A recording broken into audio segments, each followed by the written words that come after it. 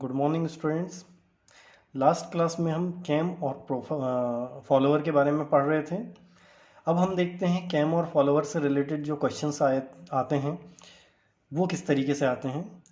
तो क्या होता है कि हमें कैम और फॉलोअर के डायग्राम बनाने के लिए आते हैं कि हमें वो बनाना होता है। उसके लिए कुछ जानकारियाँ जैसे हमारे पास दी हुई है, आउट स्ट्रोक दिया हुआ है कि ये फॉलोअर का आउट स्ट्रोक किस एंगल तक रहेगा, है ना। तो कैम के 60 डिग्री रोटेशन तक आउट स्ट्रोक रहेगा। कैम के 30 डिग्री में डुएल रहेगा, मतलब रेस्ट पोजीशन में रहेगा, ना फॉलोअर ऊपर जाएगा ना ही नीचे आएगा। ठीक है।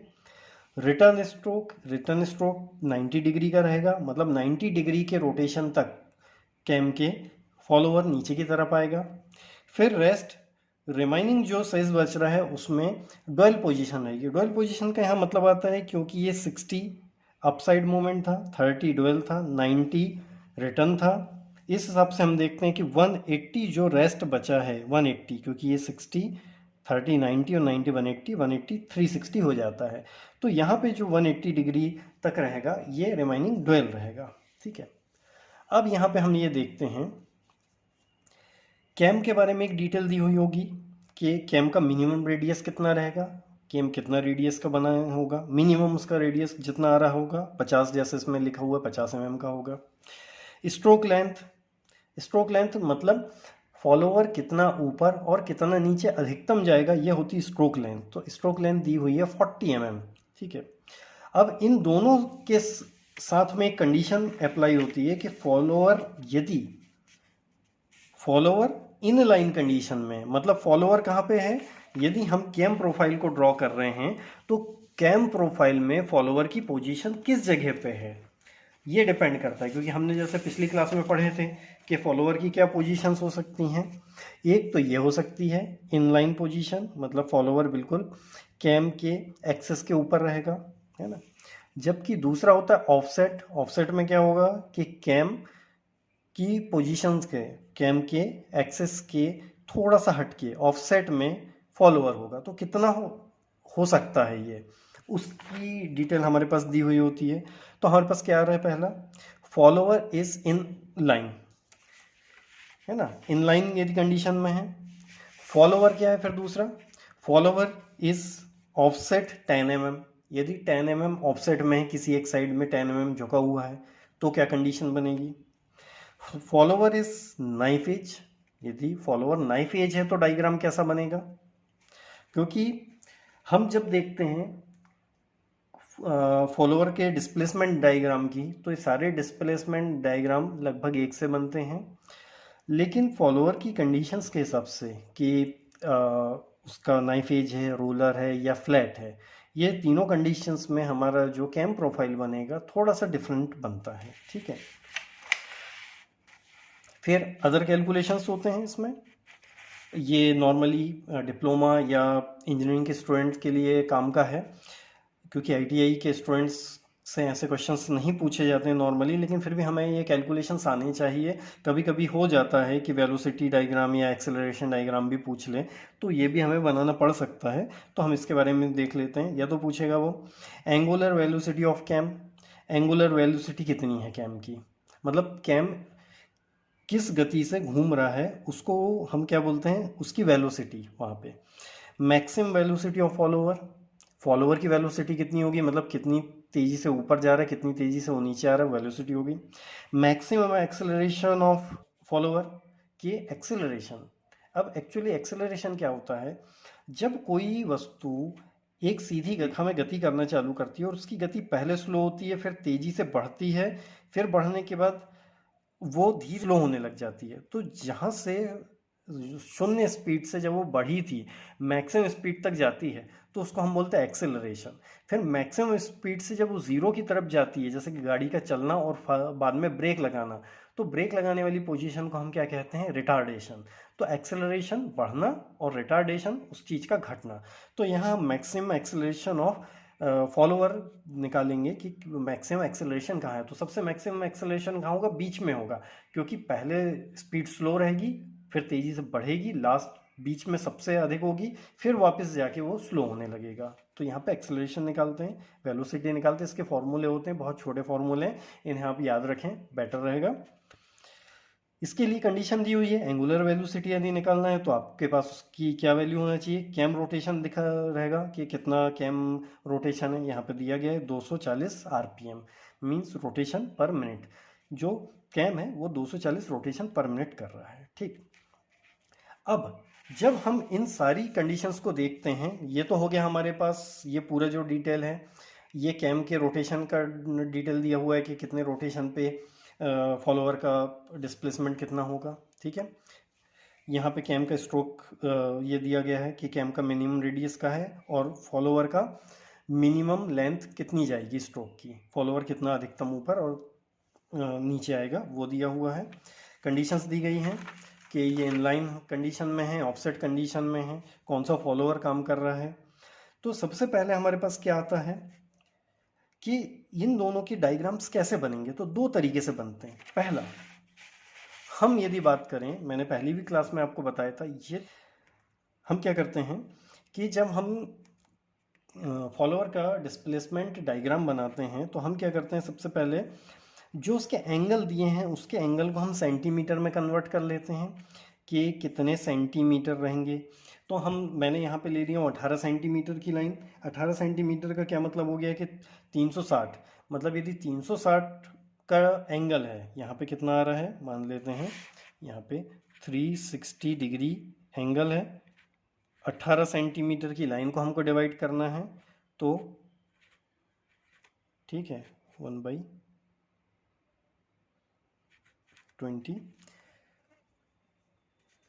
और इसको यदि मिलीमीटर में मैं कन्वर्ट कर देता हूँ तो 10 मिलीमीटर मीन्स 1/2, 1/2 मतलब ये हो जाता है 0.5 mm का 1 डिग्री आ जाता है। मतलब हम यह मान सकते हैं कि 5 mm इक्वल टू 10 डिग्री, ठीक है, 5 मिलीमीटर। तो हम क्या करते हैं, यहाँ पे 10 डिग्री के पार्ट कर ले रहे हैं। नॉर्मली हम इसके 6 पार्ट करते हैं, 6 हमारे लिए क्योंकि सूटेबल जाते हैं, इसलिए हम 6 पार्ट कर लेते हैं, है ना। 1 2 3 4 5 6, ठीक है, 6 पार्ट हो गए हैं। ला देते हैं, यहाँ पे भी 6 भाग कर लेंगे। यहाँ पे शायद मेरे पार्ट भी एक ज़्यादा हो गए हैं, इसको इस तरीके से हम क्या करते हैं, जोड़ देते हैं। यहाँ पे आप कोई भी इसके नाम दे सकते हो, A B C D E, इस तरीके से दे सकते हो, है ना। आपको मैं शॉर्ट में बता रहा हूँ, आप इसको फेयरली बनाइएगा। तो इसमें क्या हो गया है, ये ड्यूरेशन आपका दिया हुआ है कि स्ट्रोक की लंबाई दी हुई है 40 मिलीमीटर का, हमारे को पहले ही दिया गया था कि स्ट्रोक की लेंथ कितनी है, 40 मिलीमीटर की। तो ये 40 मिलीमीटर स्ट्रोक लेंथ हो गई। ये एंगल हो गया, एंगल को हमने डिवाइड कर दी है कि ये हो गया आपका राइज, है ना। राइज को हम क्या बोलते हैं, आउट स्ट्रोक, फिर डुएल, फिर रिटर्न स्ट्रोक, फिर डुएल, ठीक है। तो इसको मैंने लिख दिया हूँ। अब जबकि यही सेम क्वेश्चन यदि सिंपल हार्मोनिक मोशन के लिए होगा तो डायग्राम कैसा बनेगा, इसी तरीके से पार्ट तो ऐसे ही होंगे 6, ये हो गए 6 पार्ट। अब यहाँ सीधा नहीं जोड़ेंगे आप, ठीक है, इसके भी 6 पार्ट कर लेंगे हम, ये वाले हिस्से के, ये हो गए 6 पार्ट। अब हम क्या करते हैं, एक हाफ सर्कल बाजू में ड्रॉ करते हैं, जिसको मैं पहले से ड्रॉ करके रखा हूँ। अब इन लाइनों को हम क्या करते हैं, यहाँ से सीधा बढ़ाते हुए आगे की ओर ले जाते हैं। ये हो गई, ये हो गई, ये हो गई सेंटर लाइन। यहाँ पे जो मैक्सिमम हम वेलोसिटी की बात कर रहे थे और मैक्सिमम एक्सेलरेशन की बात कर रहे थे वो यहाँ पे होता है। ये हो गया। अब क्या करते हैं, फर्स्ट वाली लाइन को फर्स्ट वाले पॉइंट पे, सेकंड वाली लाइन सेकंड वाले, थर्ड वाली लाइन थर्ड पे, फोर्थ वाली फोर्थ पे, फिफ्थ वाली फिफ्थ पे, और सिक्स तो है ही है, ठीक है। इस तरीके से हम क्या करेंगे, इसको मिला लेंगे। तो ये देखिए, ये थोड़ा, ये क्या हो रही थी, लाइन बिल्कुल सीधी बन रही थी, यहाँ पे थोड़ी सी कर्व्ड शेप में बनेगी, ठीक है, ये इस तरीके से बन जाएगी। यहाँ पे भी हम मिला लेंगे, 1 2 3 4 5 6, इसको मिलाएंगे तो ये कुछ इस तरीके से बन जाएगी हमारी, ठीक है। ये होता है सिंपल हार्मोनिक मोशन जब हो रहा होता है तब। यहाँ जैसे आपको दिख रहा है, यहाँ स्पीड पहले कम है, फिर तेज़ी से बढ़ती है, फिर कम हो जाती है। फिर नीचे रिटर्न स्ट्रोक में भी ऐसे ही है, स्पीड पहले कम रहती है, फिर तेज़ी से बढ़ती है, फिर कम हो जाती है। ये हो गया। ये दोनों मैंने साथ में इसलिए बता दिया हूँ क्योंकि जब क्वेश्चन आएगा तो आपको दिया होगा कि यूनिफॉर्म वेलोसिटी है या सिंपल हार्मोनिक मोशन है, तो उस हिसाब से हम लोग इन दोनों डायग्रामों को ड्रॉ करते हैं। ठीक है, यहाँ मैं आपको बुक में दिखा दे रहा हूँ, ये इनलाइन कंडीशन में था, ठीक है, कैम और फॉलोअर, और ये है ऑफसेट कंडीशन में। तो ये दो कंडीशंस बनती हैं, तो इन दोनों के डायग्राम में क्या डिफरेंस आता है। ठीक है, यदि इनलाइन कंडीशन में फॉलोअर होगा तो ये बिल्कुल इसके ऊपर रखा हुआ होगा, मैंने पहले से इसको डिवाइड कर लिया था, है ना। ये हो गया, ये वाला 60 डिग्री वाला एंगल था, ये 30 वाला है और ये 90 वाला है। इनको हम क्या करते हैं, आगे की ओर बढ़ा देते हैं। इन लाइनों को भी हम आगे की तरफ बढ़ा देंगे इस तरीके से। ठीक है, ये आगे की तरफ बढ़ जाएंगी लाइनें। ठीक है, फॉलोअर की कंडीशंस के हिसाब से यहाँ पे क्या करते हैं हम, ये जो हमारा डायग्राम बना हुआ था, हम क्या करते हैं, इसको नाम दे देते हैं 1 2 3 4 5 6। यहाँ पे भी ABCD EFGH दे सकते हैं, ABCD इस तरीके से, है ना। और यहाँ 1 2 3 जो भी आपको देना हो, 1 से A तक की जो दूरी है इसको मेज़र करेंगे। और यहाँ पे हम क्या करेंगे, ये सेकंड वाले पे, ये वाले पे 1 तक एक डॉट लगाएंगे। फिर हम क्या करेंगे, यहाँ पे 2 से B तक का डिस्टेंस लेंगे, फिर यहाँ पे एक बिंदु मार्क करेंगे। इसी तरीके से तीसरे के लिए करेंगे, चौथे, पांचवे, छठवें के लिए कर लेंगे। ठीक है, रिटर्न इसमें इसके बाद क्या करेंगे, ये वाला रिटर्न वाला चालू होगा, यहाँ से यहाँ तक का डिस्टेंस तो पूरा फुल रहेगा। फिर ये यहाँ से यहाँ तक का डिस्टेंस लेंगे, फिर यहाँ से यहाँ तक का डिस्टेंस लेंगे और यहाँ मार्क करना चालू कर देंगे इसको। ठीक है, कहाँ मार्क कर रहे हैं हम, यहाँ पे कर लिए, यहाँ कर लिए, ये और ये इस तरीके से पास में जाएगा। फिर क्या करते हैं, हम इसको फ्री हैंड या फिर फ्रेंच कर्व की सहायता से इन सबको जोड़ लेते हैं। इस तरीके से बनेगा ये जोड़ता हुआ, है ना। इसको हम डार्क बनाएंगे, बाकी सारी अब चीज़ें लाइट बनाओगे, मैं यहाँ पेन से बना रहा हूँ, सब चीज़ें एक सी दिखेंगी आपको। ये जो मैंने इसको डार्क किया हूँ, ये हो गया आपका कैम प्रोफाइल। ठीक है, ये कैम प्रोफाइल हो गया, ये आपका कैम प्रोफाइल बन के तैयार है जब इन लाइन कंडीशन में है। अब दूसरा, यदि ऑफसेट है कंडीशन तो उसमें कैसा बनेगा, तो एक पहले सर्कल हम ड्रॉ कर लेंगे, सर्कल ड्रॉ कर लेंगे, इसका सेंटर होगा एक, ये सेंटर से लाइन खींच लेंगे हम, है ना। सेंटर से लाइन है, यहाँ दिया गया है क्योंकि हमें क्वेश्चन में 10 सेंटीमीटर 10 सेंटीमीटर सॉरी 10 मिलीमीटर का ऑफसेट है, तो 10 मिलीमीटर दूर हम एक ऑफसेट के हिसाब से एक कैम फॉलोवर बना लेते हैं। फॉलोवर हम अभी नाइफ एज ही लेके चल रहे हैं क्योंकि नाइफ एज में डायग्राम्स आसान हो जाते हैं। उसके बाद हम इसके बाद देख लेंगे कि हमें यदि नाइफ एज की जगह रोलर या फ्लैट फेस दिया गया है तो उसमें क्या चेंजेस आएंगे, वो देख लेंगे।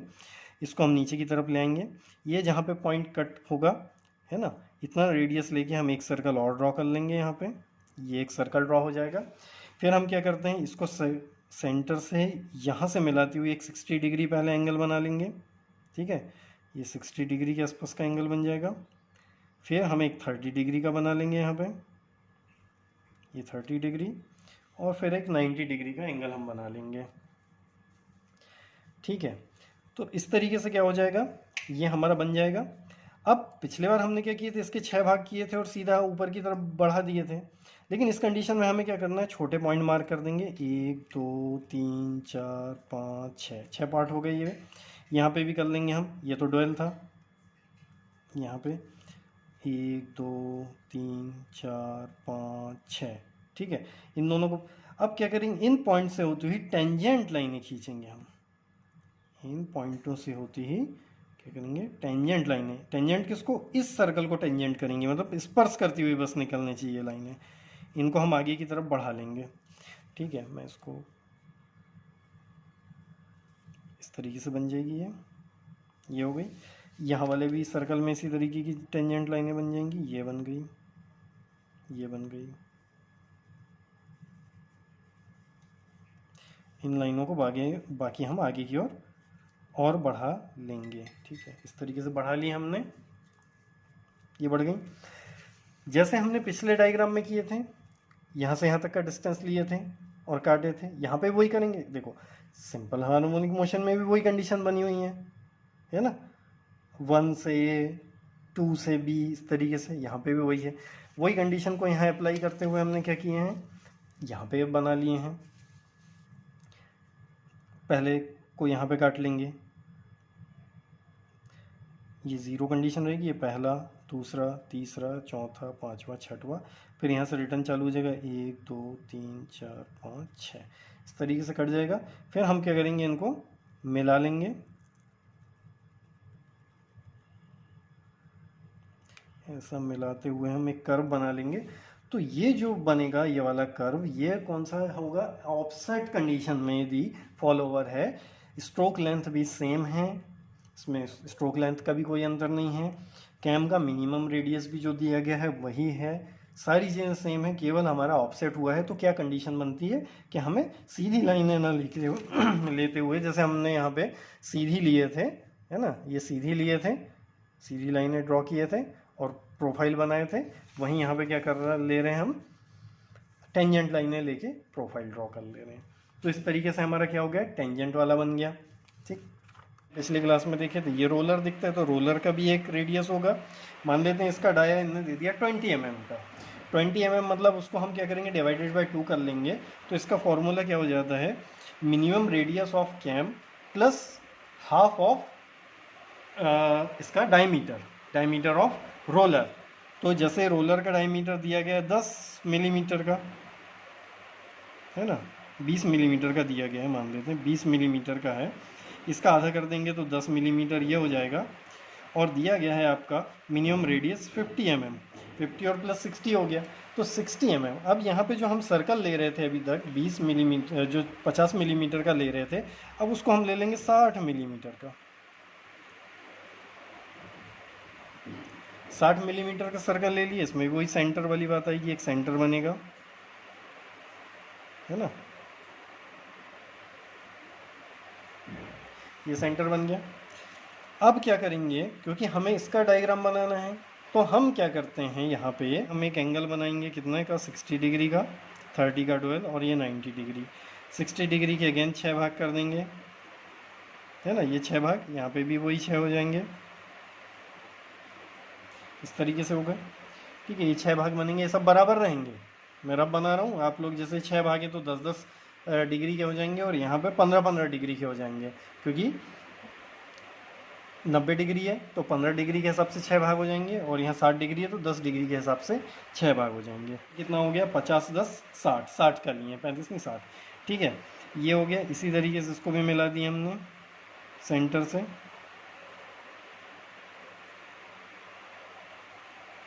ये थोड़ा छोटा करते हुए हम चले जाते हैं। अब क्या करेंगे, यहाँ पे रोलर ड्रॉ करेंगे, वही 10 मिलीमीटर रेडियस लेके, एक रोलर यहाँ बन जाएगा। जैसे कि हमारे जो ये बने थे ना कट पॉइंट, 1 2 3 4 5 6, यहाँ पे वैसे बन जाएंगे 6, है ना, 1 2 3 4 5 6, ये बन गए। फिर यहाँ पे रोलर बना लेंगे हम, ये रोलर बन जाएंगे।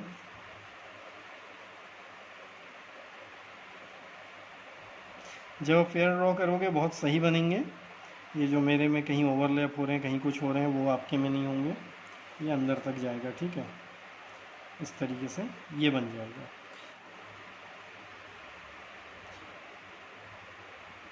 ये यहाँ से टेंजेंट एक सर्कल यहाँ ड्रॉ कर लेंगे, इतना रेडियस लेके यहाँ तक।